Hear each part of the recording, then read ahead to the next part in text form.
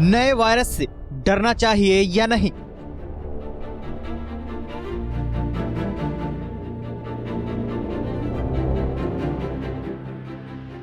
नया corona virus Bharat के लिए कितना खतरनाक?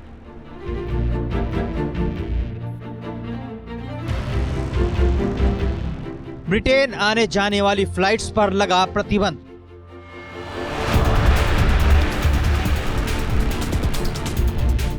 क्या भारत में लग सकता है फिर से लॉकडाउन?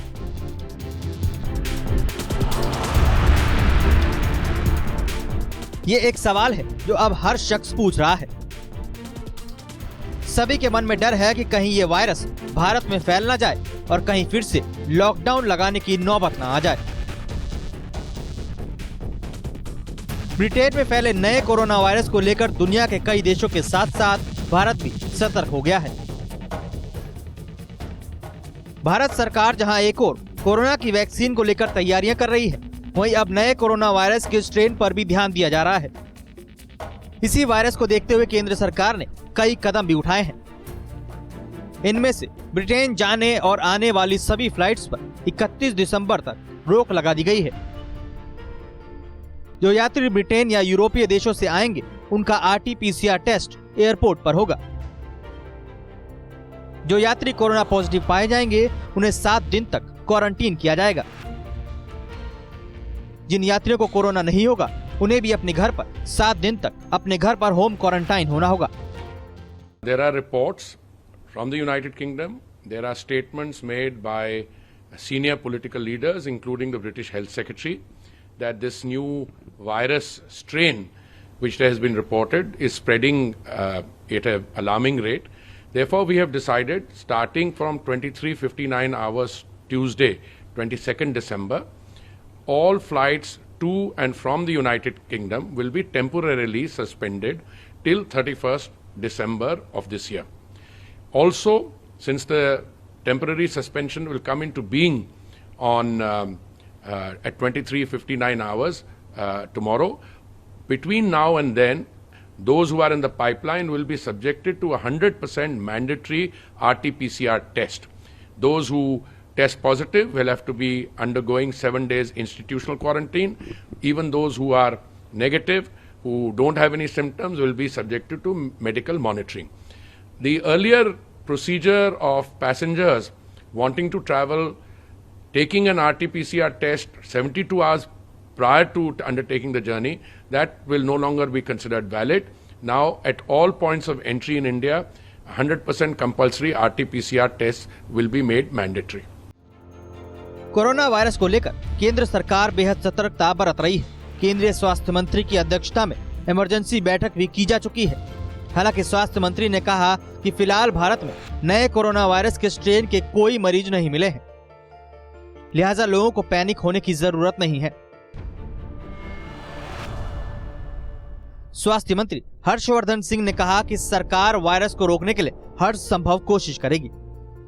मैं सिर्फ आपसे सबसे ये कहूँगा कि अभी ये सब इमेजिनरी सिचुएशंस, इमेजिनरी बातें, इमेजिनरी पैनिक, इन सब के अंदर आप अपने आप को मत उलझाइए। सरकार हर बात के लिए पूरी तरह से सजग है और जैसे पिछले 1 साल में आपने देखा कि सरकार ने आवश्यकता के अनुरूप जनता के हितों की रक्षा करने के लिए जो जिस समय पर आवश्यकता किया, वो सारी चीज़ें सरकार देख रही है। लेकिन अभी अगर मुझसे आप पूछे तो कोई इतना पैनिक का कोई कारण नहीं कि जितना हम पैनिक अगर अपने इस प्रेस कॉन्फ्रेंस में इंडिया इंटरनेशनल साइंस फेस्टिवल की बजाय अगर ये शुरू कर देंगे तो शायद फिर ज़बरदस्ती ज़रूर पैनिक फैल जाएगा। केंद्र सरकार तो अपने नियम के तहत आगे बढ़ ही रही है, साथ ही राज्य सरकारें भी अपने स्तर पर गाइडलाइंस जारी कर लोगों को नए वायरस से बचाने में लग गई। नए कोरोना स्ट्रेन को लेकर गाइडलाइंस जारी करने वाला महाराष्ट्र पहला राज्य है। महाराष्ट्र में फिलहाल नाइट कर्फ्यू भी लागू है।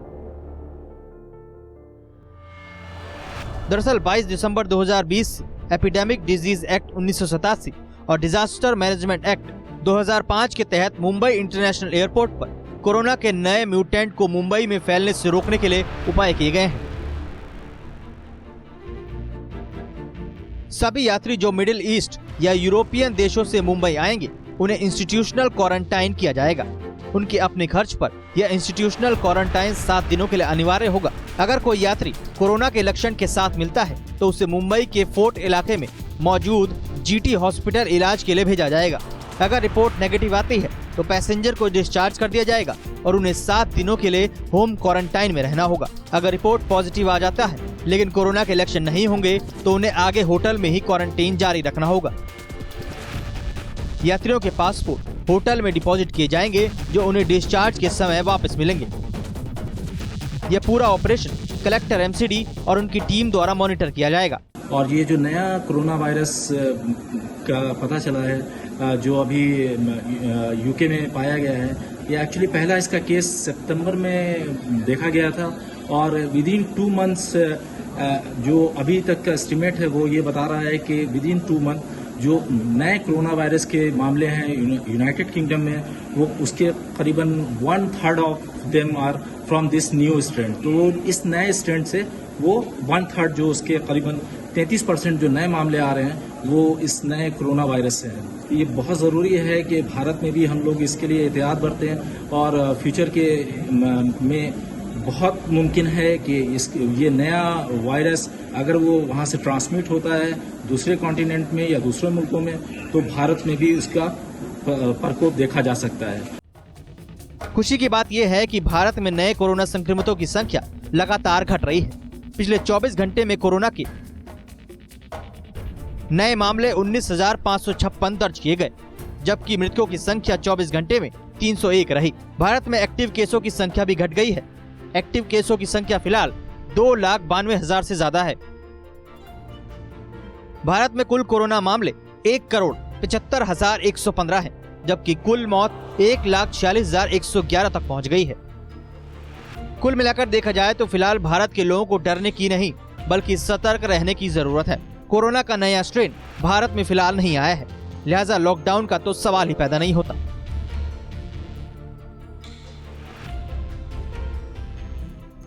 आगे आने वाले दिनों में स्थिति और अच्छी होने की उम्मीद जताई जा रही है। ऐसा इसलिए क्योंकि अगले महीने से भारतीय वैक्सीन लगनी शुरू हो जाएगी। उम्मीद है टीकाकरण की शुरुआत होने से भारत को कोरोना पर जीत मिलेगी।